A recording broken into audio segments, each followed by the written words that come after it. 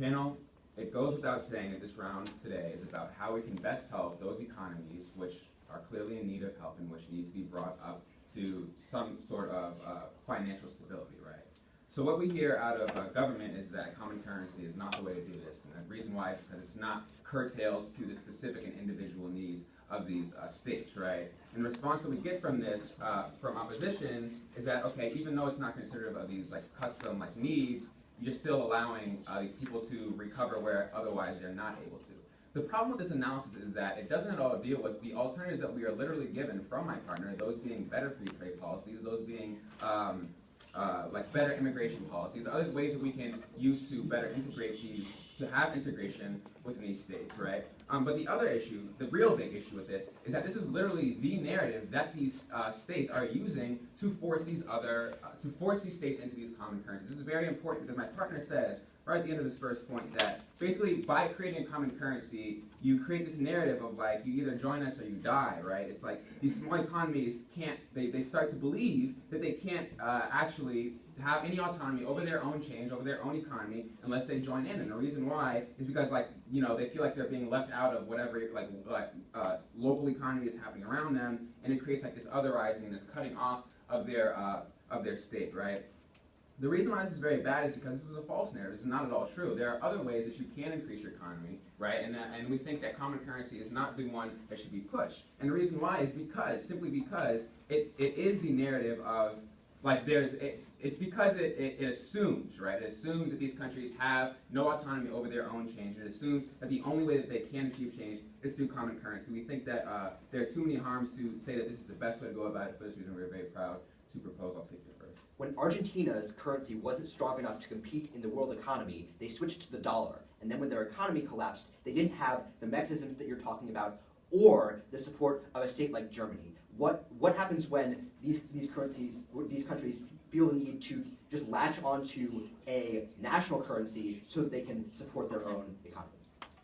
So I don't think that they should feel the need to latch onto a currency. I think that they should not be looking towards others to save them. Like, there is a natural global economic interest that everyone has to keep this economy running, right? I think that Khalil does a good job of specifying why these countries need to be more concerned about their own interests and about their own social reform or social policies, right? Because there are countries which have issues that are more prevalent than having a common currency. So on why the common currency disallows states to be agents of their own change. Pretty much, it's the narrative that's pushing. It's like, yeah, everybody else is doing it, so come on, do it with us. And if you don't, you're going to be left behind. This is bad because it's creating this hegemony, right? This very parental sort of a relationship where it's like, yeah, come and join us. We're these big, strong countries. We can support you. We can pull you through. But it's not actually considerative of their own success. Khalil tells you that the incentives that these countries have when they create these common currencies is not, in fact, to increase the economy of these weaker states, but to increase their very own economies. And this is important because at the point in time which they have to choose between a policy which is going to be good for their own economy or which is going to be detrimental to the weaker economy, we can assume that the same interests that they had in the very beginning, that being their own interests, are going to prevail, right? Why is this important? This is important because at the point in time which you have these fiscal policies which are not at all being considerative of the issues that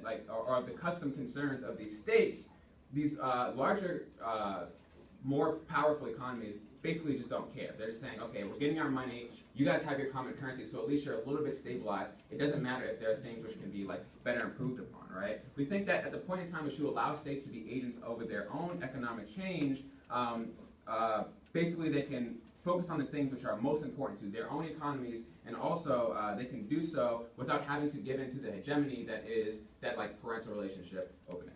It seems to me that your autonomy argument is not linked specifically to common currencies, but rather economic integration, which you want on your side of the house. On both sides, free trade and globalization allows for individuals connected with larger countries to be suppressed or perhaps in some nebulous theoretical space coerced by those individuals.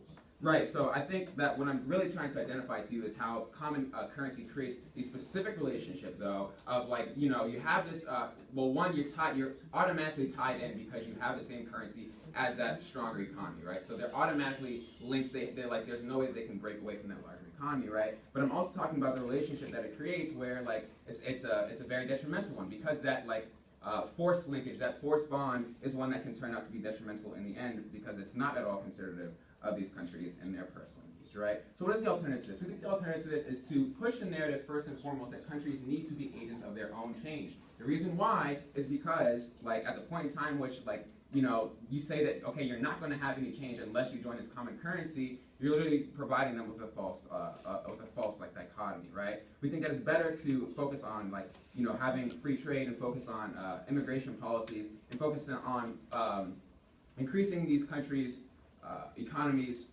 like, off of their own backs, using those tools which are available in the global economy, right? And this is important because it's important to talk about the global economy because these neighboring states obviously do have considerations for, like, their neighbors, and if there is an economy which doesn't have the same currency but is failing, it's going to have shockwaves, right? It is going to impact them. Like, the industry of the global economy is one that has, like, ties all over the place. So a country that, like, you don't even see or have any, like, recognition of, they can produce some sort of a thing and you use it every single day, and now if their economy is failing, now that thing is super increased and that impacts you, right? Why is this important? This is important because we think that countries have incentives outside of just common currency to make sure that, like, their neighboring states are doing well, right? So that they can make sure that the global economy is still, like, keeping up the way it needs to. So lastly, why common currency is just the wrong way to go about this. Pretty much, it's a relationship, right? We think that absolutely weaker economies need to be brought up to date. We think that they need to be using tools at their disposal, but we don't want them to be giving into this parental relationship, this patriarchal relationship, where it's like, yeah, you know, we have this bigger country helping us, they're going to pull us up out of the dregs. This is very bad because a lot of times, one, it's not as beneficial as they think that it is for their country, and two, at the point in time which, like, they do actually benefit, those bigger countries aren't going to care anything at all about, like, benefits outside of just their own economic gain. So they basically just brush these countries off, say, we saved you, and that's it, and they leave them to their own devices. This is very bad, and for that reason we are very proud to propose this.